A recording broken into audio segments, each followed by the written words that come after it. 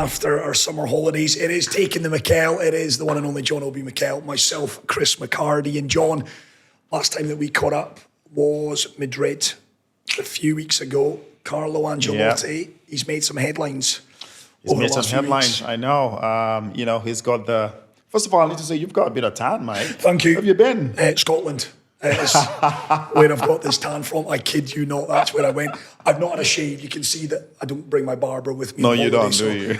I apologise in advance, John. I'm a bit unkempt, but I'll get myself sorted. You look good. Thank you, John. You just got a bit of tan, yeah. You stayed here in Dubai? I stayed here, obviously. I enjoy the summer here. It's not that bad, though, to be fair.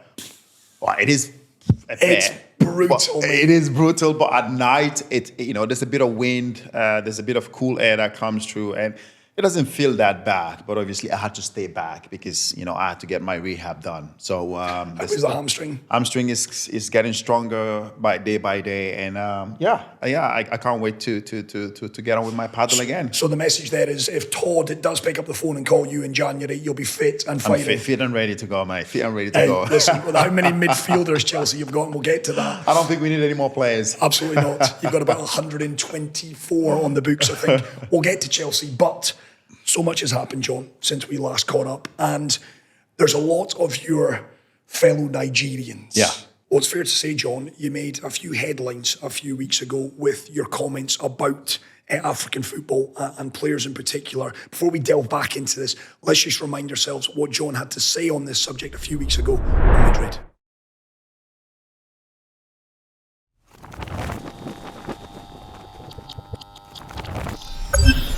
You should be proud of your African roots. You should be proud to represent your African country.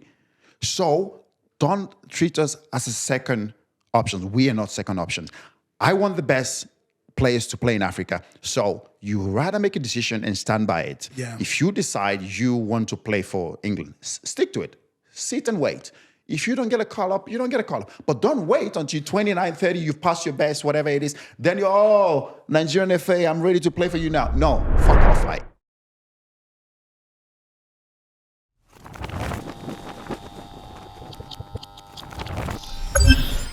But there's more to it than that. And I want to touch on this to kick off this Taking the Mikel, because you and I have had many conversations. It's all good and well saying that they shouldn't be second options, but African nations need to come to the party as well. Of course they do. I mean, like I said, what I said back then, a few weeks ago, I still stand with what I said. There's no going back on that. I think, I think people need to understand this correctly. My stand back then was, if you make a decision of representing England, France, Germany, whatever it is, stick by it. Yeah. I'm not saying you have to choose Africa. I'm saying you have the right, the freedom to choose whoever you want to play for, whoever you want to represent internationally.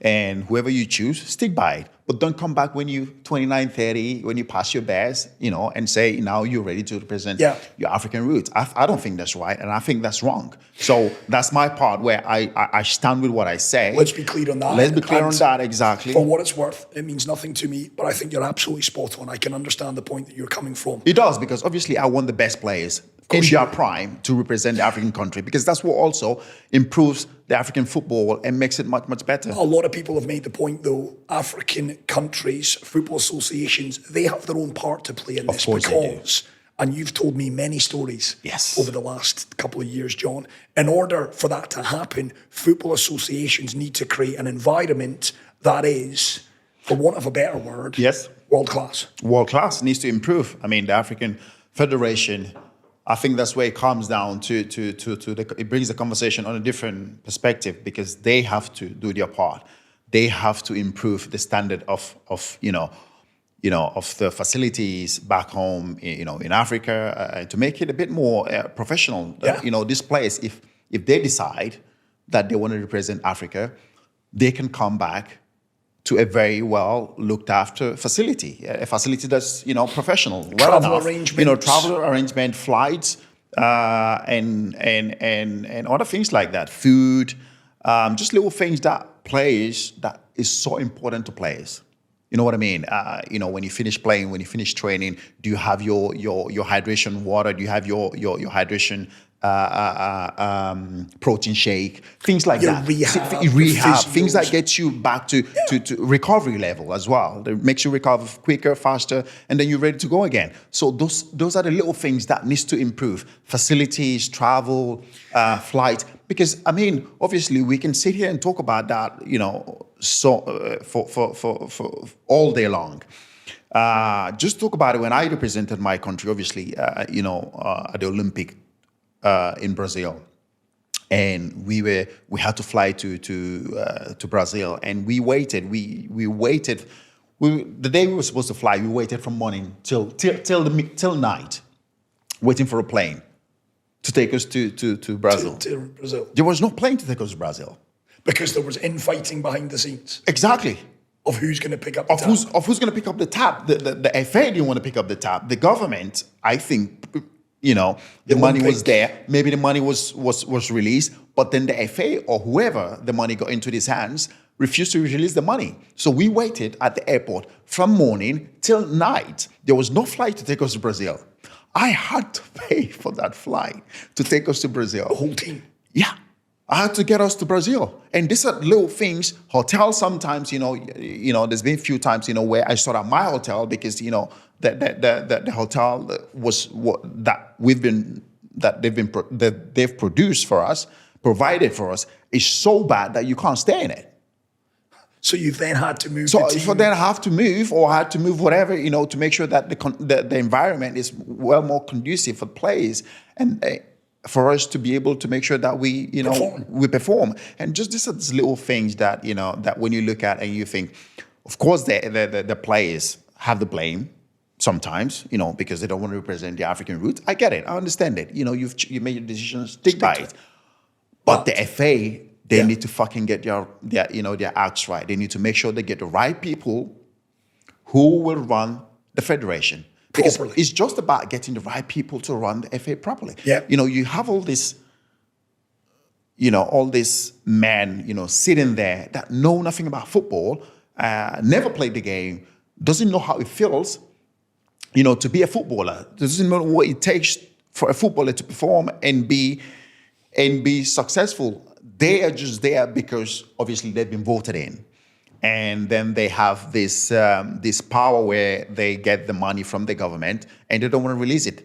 They release maybe 10% of it, and then the rest is shared among them. And that's what takes the beauty out of it, because the players now don't get the well looked after environment. In terms of facilities, in terms of flights, hotels, and things like that, and then the players suffer. And then when they don't perform, we scream and shout that they're not performing. But the things that led up to that as well should be looked at, and that's why I think the right people should be appointed.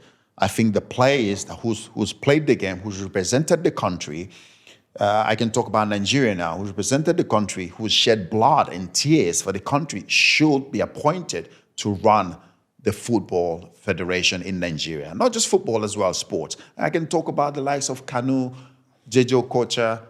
These people should be appointed. They've earned the right to be able to represent, to run football in Nigeria, because they know what it means to represent to represent Nigeria. So I think a lot of changes needs to be made. We need to make sure the corruption is cut out. Definitely the corruption should be cut out, because we don't need that in football in Nigeria.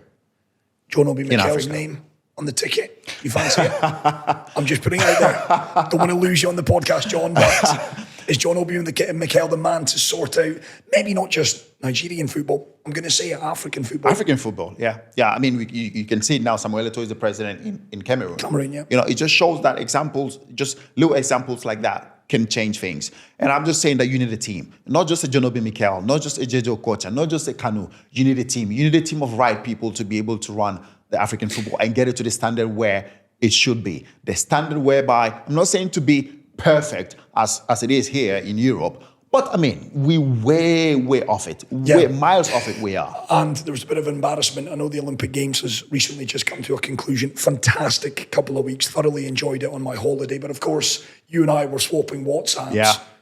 Nigeria, bit embarrassing. Let's be honest about it. Yeah. Favour of Philly, who was and is the fastest woman in Nigeria, missed out of the 100-metre registry list.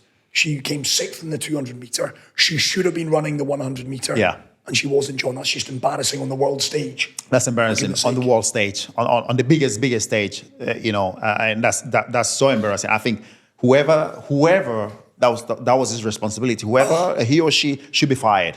Should definitely be fired. I think the Nigerian FA, the Nigerian government should come out and make a statement that whoever the person was, it was he or her responsibility to make sure that she was registered for the 100 meters should be fired, because this poor girl for 4 years has shed tears, blood tears. I know how it is for her back home in Nigeria. There's no finance. She doesn't get financed properly. She probably spent most of her money to make sure that she finances her training, her schedule, whatever she has to do to make sure that she gets herself ready in 4 years to compete in Paris. And somebody who's just sat there, has dropped the ball, incompetent of he or her job, forgot to register her for the 100 meters. Somebody like that should let go. And it comes down again to professionalism, being professional and making sure that we improve our facilities, our sports in Africa, to make sure that the right people run African sports. Only in Africa you can hear stories like that. It didn't happen anywhere in the whole Paris game. It didn't happen anywhere, only in Nigeria. And there's a reason for that. Because you have the wrong people running sports in Africa, in Nigeria. You have totally the wrong people. And I've had people come up to me and say, listen, we have to do something. Yes, we have to do something about it. But then it comes down to the government. The government needs to step in. I know FIFA say the government cannot be involved in sports, in Africa or whatever it is. But it comes to a point whereby if people are not doing the right things to make sure that things are improved, mate, we have to make sure that the government step in and say, listen, you out.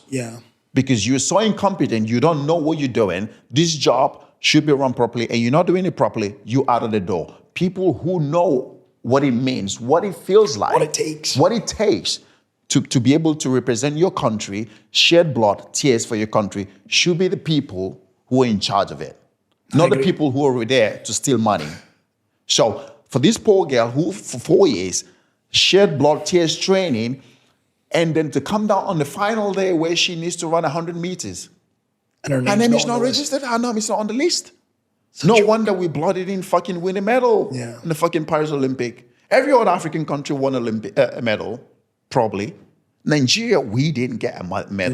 We didn't get a medal. Zambia got a bronze. That's a fucking disgrace, that. Kenya got plenty. I think Kenya walked away with 11 in total. But not a medal. That's a fucking disgrace. That shouldn't be happening. For the amount of talent we have, the power, the speed, the genetic that we have, especially in Nigeria, we should be competing to win medals in the Olympics. And it doesn't help. It doesn't help. When I look at the facility, when I go around, sometimes when I go back home, I go around the stadiums, I look at the tracks. There's no track and field. It's just, rubbish. Is it? Not looked after. There's no facilities, nothing. And then it comes out as well, the football. The pitch is absolutely disgrace. And that's coming back to your point. Comes down to my point again. It comes don't want to be second option. Exactly. We don't want them to be first option. We don't want to raise the levels. Yes. If you want us to be first option, we need to raise the level. We need to make sure that the level is raised. In terms of getting the results, you know where I'm going with this, John. One team that hasn't got many results in this off-season. Pre-season means nothing, John. I know that. But what have you made of Chelsea? What have you made of your beloved Chelsea? 6 pre-season games. Just the one win against Club America, that 3-0 win stateside, draws with Wrexham, smashed by Celtic, beaten by Real Madrid, drew with Inter Milan at the Bridge in their last pre-season match, Manchester City this coming Sunday in the opening of the Premier League season. Chelsea overall, John, optimistic, worried, cautious, shitting yourself. I mean, how do you, I guess? It's a bit of a mixed feeling, isn't it, when you look at it? When I watch some of the preseason games, it was a bit of a mixed feelings, honestly. I will say if I have to be brutally honest with the preseason, for me it was a total shambles, really. Performance-wise, I think it was absolutely not what I thought I would see in preseason games. But again, we can sit here and say, it's just preseason games. But Do you see what he's trying to do, though, John? Do you see that, or does it worry you? I can see what he's trying to do. But then, again, it comes down to those players performing as well. There's one thing of him trying to implement his own system, his own philosophy, the way he wants the team to play. But then you have to see that if the players are doing exactly what he wants the players to do. But, mate, when I watch the preseason games, again, my excuse that I can give to the team, to the players, is just preseason games. But again, the season is going to start on Sunday. This Friday, the season is starting. Was it Monday night for Fulham and Sunday for Chelsea? Exactly, yeah. So, is there anything to take out of the preseason? Probably no. 1 win out of 6. Is that good enough against Club America? For me, that's absolutely... we got beaten by Celtic. We lost against Real Madrid. We lost against... we drew against Inter Milan. Yeah. So for me, I think it's... Beaten by City. Yeah, I think it's a worry. It's a massive worry. I look at the team. We have about 44 players in the squad. Please tell me how you think of integrating these players, everybody into the team. It's impossible. We keep buying everybody that's got a price tag on him. Pedro Neto. It's incredible. The latest one in, 54 million quid. I'm a fan of Pedro Neto. A lot of big clubs have looked at him. Yeah. You made the point to me off air before we started this podcast. His injury record in the last 3 years has been pretty awful. Yeah, exactly. And you spent 54 million quid 54 million on him, a player who's injury prompt. His last 3 seasons, like I told you, he's missed more games than he's played. And for me, that's a worry. That's a worry if we decided to go for a player like that. When he's fit and firing, he's a really, really good player. No doubt about that. But then he's very, very injury prompt. So why will you go for a player who's not going to be fit? For the last 3 seasons, the record shows that he's missed more games than he's played. And again, we have a player who's coming, who's playing the same position as the best player in the team, Cole Palmer. He plays on the right, Cole Palmer plays on the right. So where are you going to fit him? Are you going to say, okay, now Cole Palmer, you're going to play as a number 10? Well, we have Christopher Nkunku, who I think that's his best position. That's where he should be playing. And he's missed out on last season. He's missed out a lot of games. He needs games. Maybe he's not going to be firing from the start of the season, but with games, with minutes, his confidence is going to come back. His sharpness is going to come back. He's going to become a fantastic player who we think he is. So he needs to be in the team. He needs to start. He needs to be that number 10 that we need. A player who can create, a player who can make sure that we have, we create chances and we score goals. So for me, I think Christopher Nkunku should play in that number 10 role. Cole Palmer should play on his favorite right hand side. Then where do you fit Pedro Neto? Wide left. Wide left, maybe. But his favorite position is wide right. So for me, I look at the whole team. So many players. It just looks like we're buying everybody that any club say, oh, he's on sale, and then we go for him. Any player who's got a price tag on him, we go for him. The other thing as well, that's John, ridiculous. Maybe I'm being a bit harsh here, and Chelsea fans will probably tell me if I am pretty quick smart when this is released. But I look at the players you're bringing in, and I'm like, are they truly world class? And the answer is no. But that's the thing, though. I look at a lot of them and I'm like, is he truly world class? No. No. Is he truly world class? No. Nicholas Jackson brought in for potential. Badiashile brought in for potential. Pedro Neto, they've probably looked at it and went, he's a Premier League player. He's got experience in this league. He's got great upside, but he's not world class. You're buying potential. Christopher Nkunku, I'm with you. Cole Palmer, you were bringing in potential. He's proven himself to be, is he quite world class? Maybe not yet. Not world class yet, but yeah, you can see the talent is there. He'll get there. Just look at the squad and it is a little bit meh. You know what I mean, Joe? Yeah. It's not the standards. And I know we keep coming back and, people say, guys, you can't keep looking back to John's era, but Christ, how many world-class operators did you have? I know. Yeah, I know. Yeah, we talk about it. I think it's up to Enzo to kick these players on. Enzo Fernandez, I think, is a great player. I know he's not maybe showed it yet. Moises Caicedo, my thoughts on Moises. I think he's top. But there's a lot of things that need to click. There's a lot of things that need to click. In order for that Chelsea exactly. team to be He needs to find a way to make consistent. sure, to get these players to start clicking. I think when we look at Chelsea last season, I think there's few areas where we thought we need to strengthen. And have we done that this season? Probably no. Still not got a number 9, John. Exactly. It still hasn't got a number 9. It still hasn't got a proven, for me, we talked about it. We said, Thiago Silva needs to leave, which he did. Yeah. A proven Premier League centre-half that's going to come in and dominate that centre-half. He hasn't done that. Levi Colwill, for me, good player. I love him. For me, it's not world-class. The talent huge there. upside, Exactly. but- Badia Shield, for me, no. No. I'm sorry. Definitely not. It's Says not a Ozzy. Chelsea player. No. The Chelsea, I think, is a little bit okay, but we need another centre-half who's going to come in. Fofana has come back from injury. Adarbayo, I'm with you. He's not. Definitely not. We need a world-class centre-back. When you look at City, they're winning, yes, because they have Ruben Dias, John Stones, Akanji, Vardiol. These are world-class centre-backs. We don't have that. No disrespect to these kids. It's the clubs that's buying them. Tosin, yes, I like him. He's a good player, but he's not a Chelsea ready-made centre-back. Levi Colwill, I said, yes, he's a good player, but he still needs time to improve. Badia Shield, not for me at all. Fofana as well. Injury problems. Injury prompt. How is he gonna perform? How is he gonna come back? This season. And Dizazi. Exactly. We need another centre half. John. Exactly. But we need to ship some of them out. We need to make room for some. We need to bring in a world-class centre back that's going to come in and say, this is my area. I'm going to dominate this area. This centre half is going to be mine. We don't have that. Again, Reece James, what's happened? He's injured again. Club captain, never fit.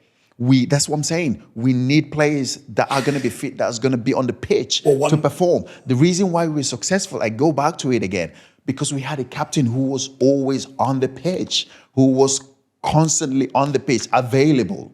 I have nothing against Reece James. When he's fit, he's top. He is top, world class for me. But he's never fit. Yeah. He's never fit. That's my only problem with him. You can't be a club captain if you're always missing most of the season. Because players look up to you and they want to hear your voice. They want to see you on the pitch. And when they don't see you on the pitch, it kind of affects the players. So for me, we need a lot to happen for us this season. And I keep saying that this season, it's a make or break season for us. It's a make or break season. We don't want to be a team that's always competing to play in the Europa League. No, we're a Champions League club. We're a team that competes to win the Premier League. We don't want to be a what is it called, a Europa League, or what is it? Europa Conference League. Conference League. No, we don't want to be that team. I refuse. We can't be that team. We are Chelsea Football Club. We need to be competing to win the Premier League and to be in the Champions League.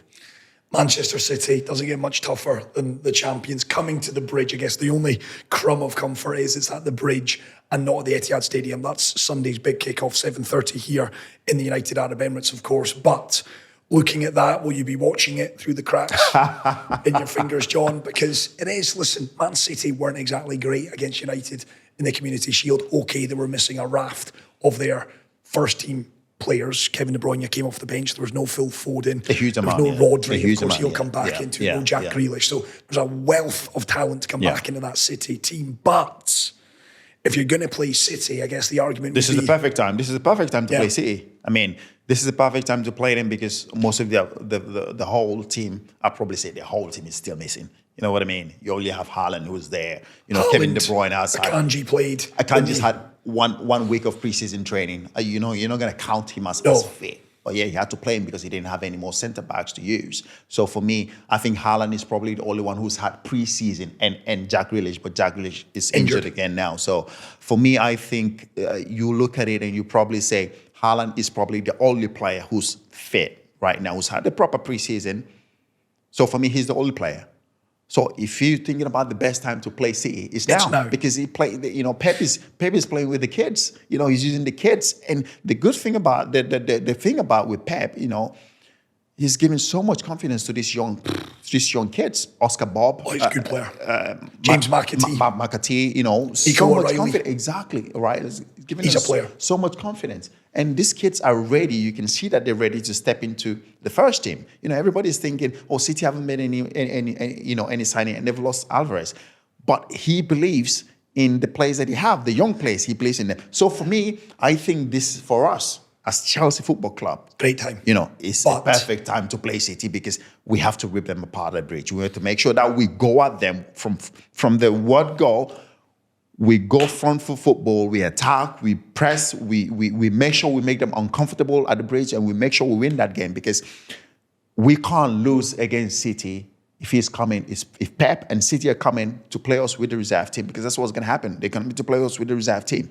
We have a full fit squad, except Reece James, who's injured. We have a full fit squad. So we have to make sure there's not going to be excuses. We have to make sure we start on the right foot by winning the game on Sunday. One other big observation from pre-season, Mykhailo Mudryk, a man that we spoke about on this pod a few weeks back, he does have a new haircut, John. Now, I don't know if that was you. Oh, he listened to me. He maybe did. Maybe word got back to him that you had asked him to get a haircut. He's done just that. I've got to say, he looks good for it. Well done. He's gone for the number one. He's gone for the... Yeah, he's gone for the number one, yeah. Is it number one? Is it... Is it number two? I think it's number two, isn't it? Maybe it's number two. He's done just that. He looks mean. He looks as if he's ready for the campaign. He needs a big season. You spend big money on him. He needs a big season. Spend big money on him. I think this, like I always said, there's a massive talent there. If he can be able to get that talent out and to give him the confidence that he needs to be able to perform week in, week out, I think there's a great player in Modric. And I love that he looks like he mean business now with haircut. He looks like, he looks fitter. Yeah, he does. And there's a little bit of flashes that I saw in the preseason games. I like that he's trying to be aggressive, with the ball. And, because you're a winger, that's your job. You need to go past the defender and bring in crosses and create chances to score goals. There's a little bit flashes there that I saw during preseason, but I still think there's a lot more to improve coming from him. He needs to improve a bit more, and Enzo Maresca needs to make sure that he gets a lot out of these young players. There's a lot of good talent there, but he needs to make sure that he gets the best out of them. So Modric, for me, needs a big season. If he doesn't do it this season, then, of course, the club needs to start thinking whether to sell him or what to do with him. You've said it yourself, signs in pre-season. We get an idea about how Enzo wants to play, just the one win in 6, City this coming Sunday. Being honest with us all, John, when you look ahead to this season, are you optimistic? Do you worry? I know some Chelsea fans, and listen, football fans, I'm one of them, we're a fickle bunch. We jump on bandwagons, we jump off of bandwagons quickly, etc. I'm seeing a lot of Chelsea fans saying Enzo will do well to get to November, for goodness sake, from what they've seen in pre-season. You've played the game. From what you see, is he going to get it right? Is he on the right track? Is he trying to create a way of playing that ultimately will please the Chelsea fans and will win football matches and ultimately will be successful, do you feel? Or are you worried? I'm a little bit worried, but I can say that there's a little bit more optimistic also that I can see. When a manager comes into a club, it takes a bit of time, for his system, his philosophy to come to play. So for me, I wouldn't judge him right now, but I think my only issue is that there's so many players in the team. He needs to make room at the end of the day, you need a small, slim squad. To pick 26? From 24, 26, something like that. That's what you need as a manager. Because if you have way too many, it just confuses the whole thing. So for me, I had this interest for Raheem Sterling, probably going to leave to Italy. Lukaku as well, who's going to leave as well. The other big one that Chelsea fans will want your thoughts on when you talk about players leaving, Trevor, Chalobah and Conor Gallagher. 2 Chelsea boys through and through. They've been at the club since they were wee nippers, for goodness sake. Yeah. Are you... A lot of Chelsea fans saddened that financial fair play, the way that the Bowley and the rest of that ownership group are running the football club, that you're about to lose 2 young boys who bleed blue. Of course. 2 young boys who bleed blue, exactly. True and true from the club. At the club when they were little boys, babies, whatever it was. Yeah. And now we have to sell them, to make sure we balance the books. But then it comes down to just the owners spending way too much money and buying everybody that's got a price tag on it, just spending way too much money, buying way too many players that we don't need.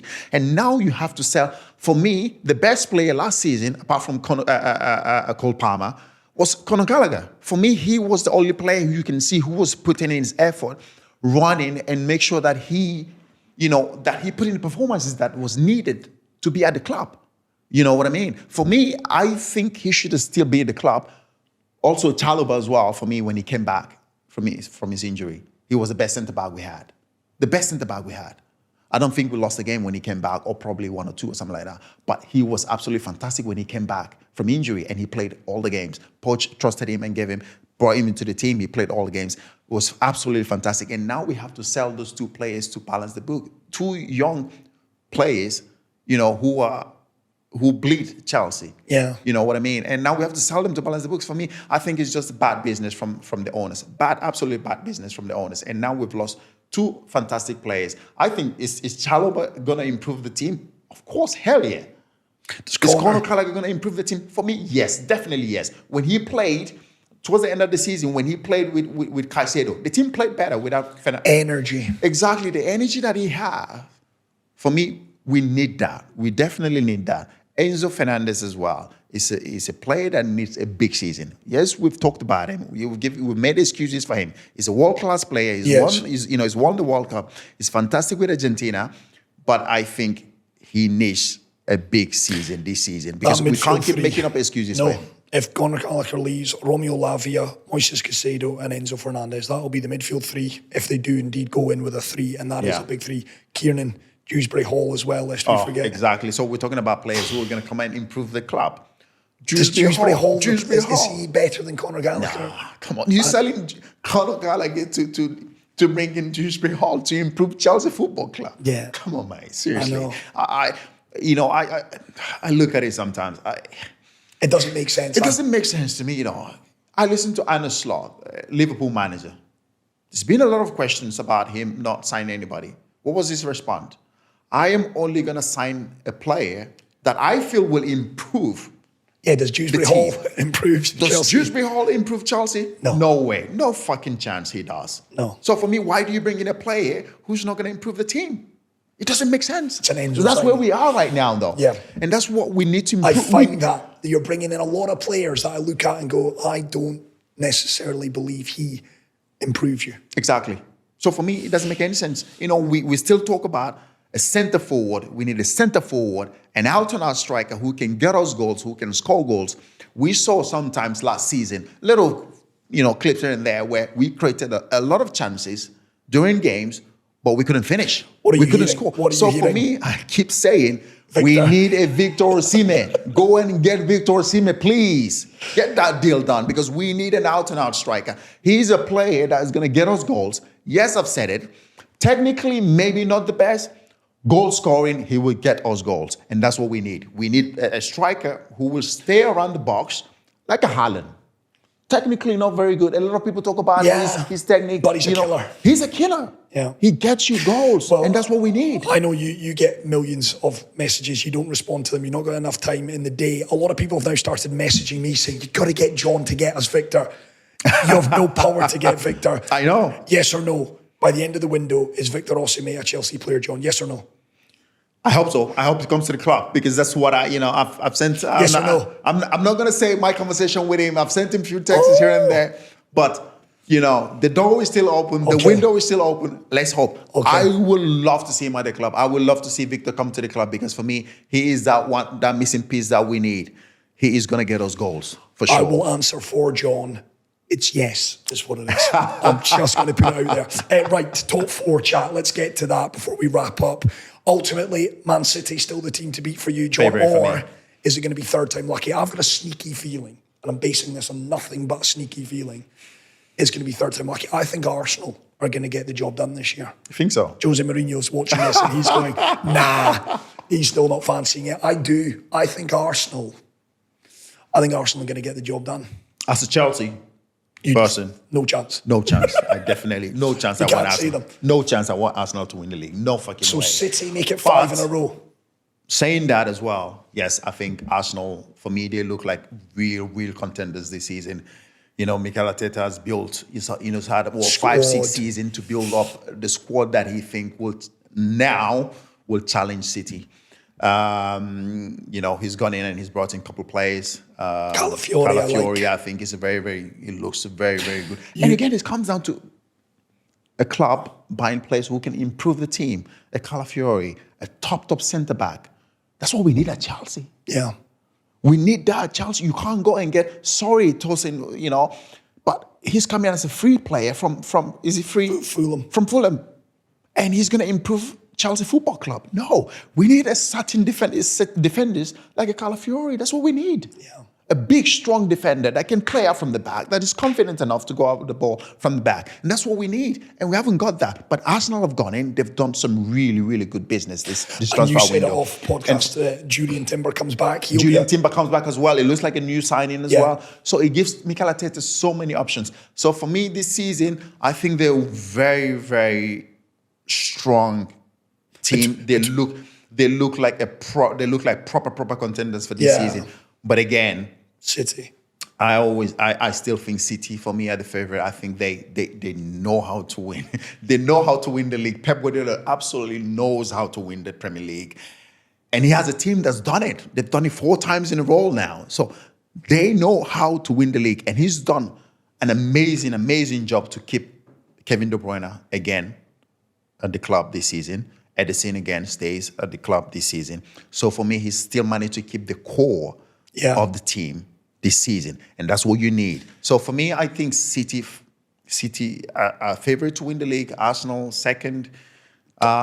Finishing the top 4, Liverpool third. Arna, you reckon he'll do all right with Liverpool? I think Arna will do well with Liverpool. What I've seen in the preseason, that the games that they've played, they look really good. They look sharp. Mo Salah looks like he's on it as well.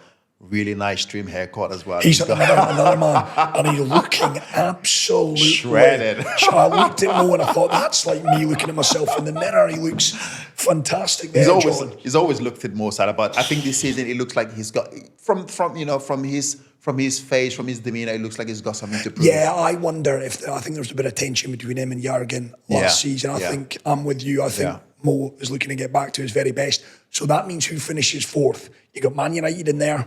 You got Tottenham, I guess, Chelsea, Aston Villa, West Ham have done some good business. West Ham have done some good business, but I don't see West Ham getting into top 4. So for me, if I'm going to go top 4, I am going to go City to win it. 5 in a row. I think there's something there with City. They just know how to win it.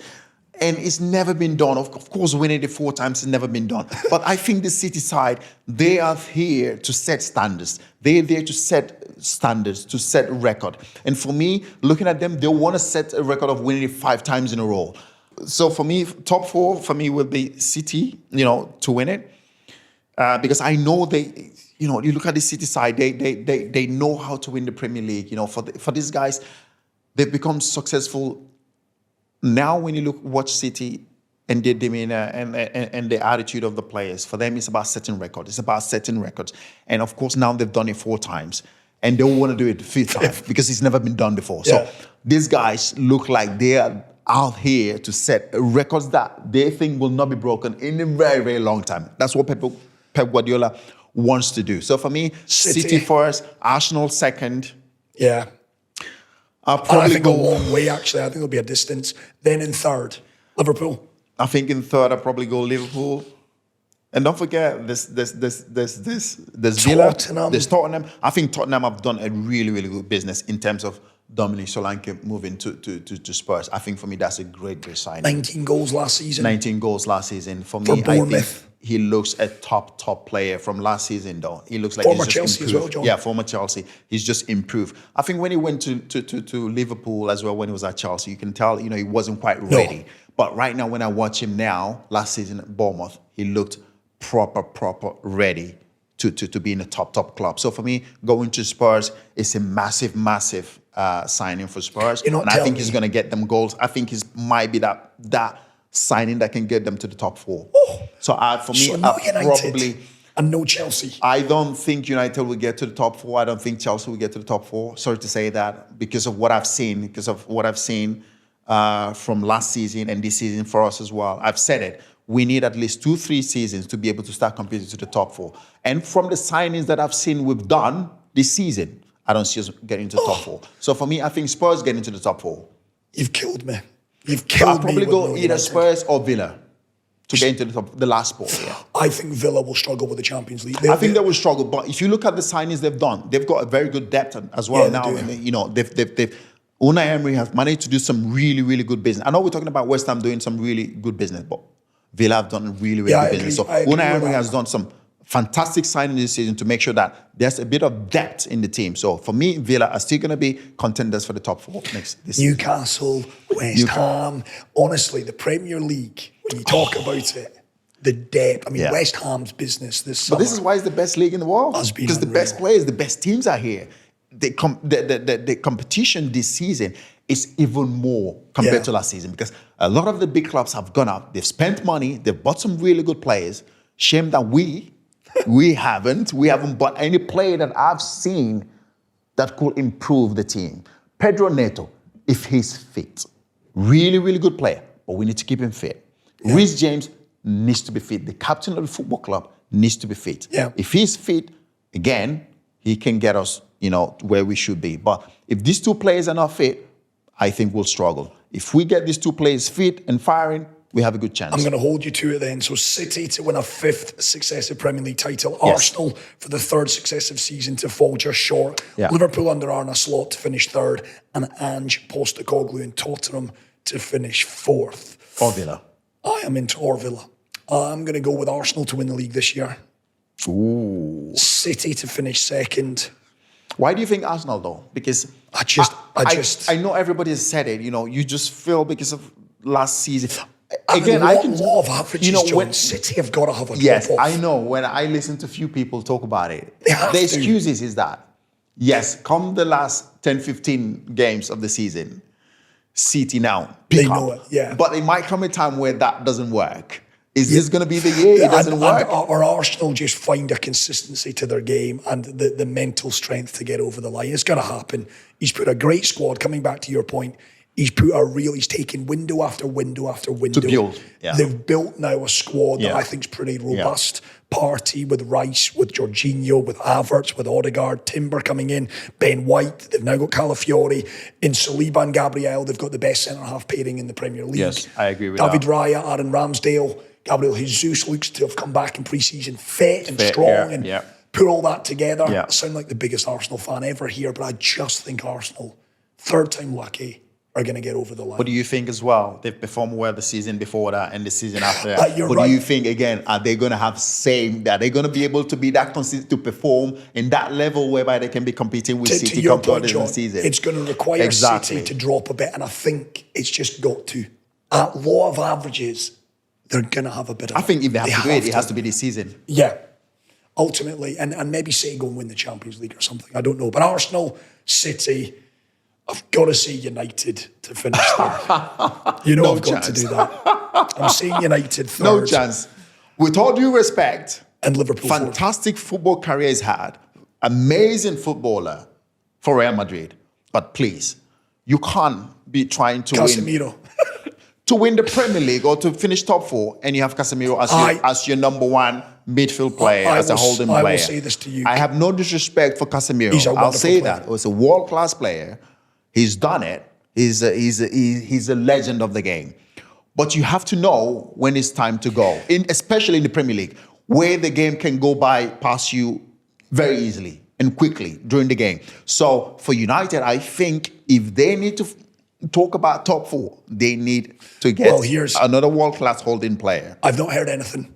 So I'll preface that before anyone gets in trouble. Wouldn't surprise me, John, before the window finishes, Casemiro will be in Saudi Arabia. I still believe that. Manuel Ugarte, the Uruguayan, Paris Saint-Germain, Sporting Lisbon. It's gone a bit quiet on that Western front over the last week or so.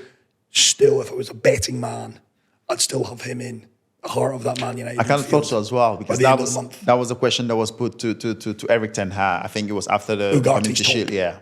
Chelsea like him as well. Or they really? Did. Oh, wow. They did. Oh, wow. So you think he'll be moving to Saudi Arabia? He'll be Casemiro to Saudi, Ugarte at Old Trafford before the window closes. I just That's think, my prediction. Yeah, I just think, no disrespect to Casemiro. We've all said it. He's a fantastic footballer. For the Premier League. Sometimes a player, you need to know. We all knew. Like when I was at the club at Chelsea, when Kante came in, I knew, fucking hell, Mikel, you have to fucking leave now because you're not gonna get a kick off the ball. Because this guy, I can see, he's younger, he's much fitter, he can get around the pitch. I knew my days were done. I had to go, I had to leave. Casemiro needs to know that. he's a professional. He's an experienced player, experienced guy as well. He needs to know that his time at United, for me, is done. You know what I mean? And I think it's done, really. I think it will. It will come to an end. I could be wrong, but before the window closes, I think he'll be gone. Right, I'm conscious of time, John. One thing, couple of other things we've got to touch on.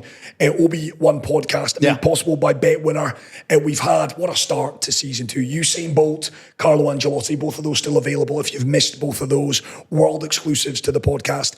Episode 3, we've gone we've gone behind enemy lines, not to Tottenham, but to Arsenal. Yeah. We've got a man who I don't think he gets the credit he truly deserves. What a player he was. Part of that invincible side, Robert Pires. Robert Pires. Oh, what a player. What a player. I've never seen a player who caresses the ball, who manipulates the ball like he did. He was so good with, the way he touches the ball, the way he scurried, unique running style as well. The running style, with his two, strange. What a player. What a player. I mean, he was part of this invincible side. A record there's the reason that record is still standing, because, no matter how good, City has been, they haven't been able to go unbeaten, especially in the Premier League, because for me, it's the toughest league in the world.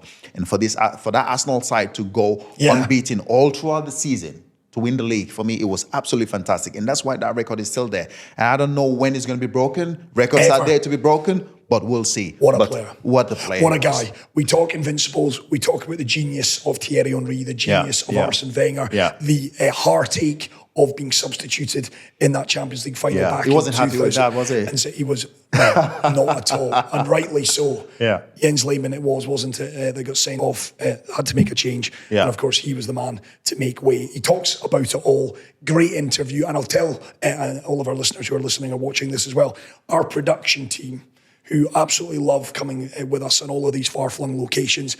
Of all the men that we've met, it was Robert Pires who made the biggest impression. Such a polite man, wasn't he? Yeah, such a polite guy. Oh, yeah, what a guy. Yeah, what a guy. Made you feel 12 feet tall, Robert Pires. Yeah, so a lovely guy. Looking forward to bringing you that interview on the Obi-Wan podcast, made possible, of course, by the wonderful team at Bet Winner. One last thing for us to do. Of course, the brand new season kicks off this weekend. And of course, the Obi-Wan podcast has jumped on the bandwagon. We have got our fantasy Premier League set up.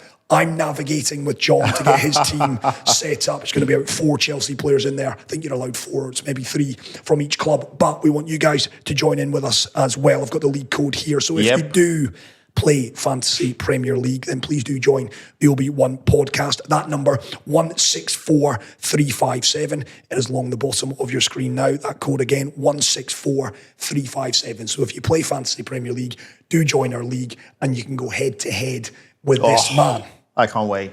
It's going to be great. It's going to be great. We're going to have a bit of fun with that. John's going to pull some strings. We'll hopefully have a prize for the winner of our league at the end of the campaign. But it's a marathon, not a sprint. So if you do play Fantasy Premier League, do get involved and you can take on myself and the main man as well, John Obi Mikel. That is it though, John. We're excited for the brand new season. Top 4 in, relegation.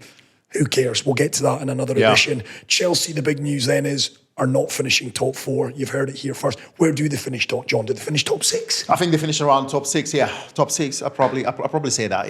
Yeah. With all that money spent, we need to make sure we start well. Exactly. With all that money spent, but we need to make sure we start well. Enzo Maresca, for what I have to say, needs to be given time. He doesn't need to be sacked. He needs to be given time and needs to bring in his own players, top players that are already ready for the Premier League. Sunday, 7:30 over here in Dubai. It is Chelsea against Man City. Score prediction. Who wins? Or maybe it's a draw. I think with the team City are coming with to start the season with to the bridge, I'll probably go Chelsea. I'll probably go Chelsea to win. Yeah, I'll say 2-1. 2-1 Chelsea. 2-1 and to finally, us. Victor Osimhen, is your Chelsea player at the end of the transfer window, yes or no? I think so, yeah. I'll go that with him. Right, do check out the Obi-Wan podcast. Subscribe to us. You can find us on YouTube. You can find us on all the podcast platforms as well. Made possible by the great team at Bet Winner. Myself, Chris McCarty, John, back with you on another Taking the Mikel next week. Remember that Robert Pires interview out next week. Do follow us on all of our social media platforms as well at Obi-Wan Podcast, whether that's on X, whether it's on Instagram, wherever else you get your social media content, folks. From us now, though, And also the African FAs as well. They need to make sure they improve the standard of football in Africa, sports in Africa. There he is. So the Nigerian FAs, the African FAs, I beg you, I plead with you, improve the standard, please, and make sure we get the right people running African football.